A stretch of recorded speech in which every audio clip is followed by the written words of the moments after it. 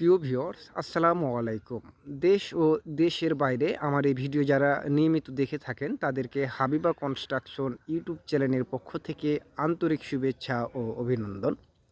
আমি আপনাদের মাঝে আজকে একটি এক দোতলা বাড়ির সামনের দিকের ফোর্স এবং কি বারান্দাগুলো নিয়ে উপস্থিত হয়েছি।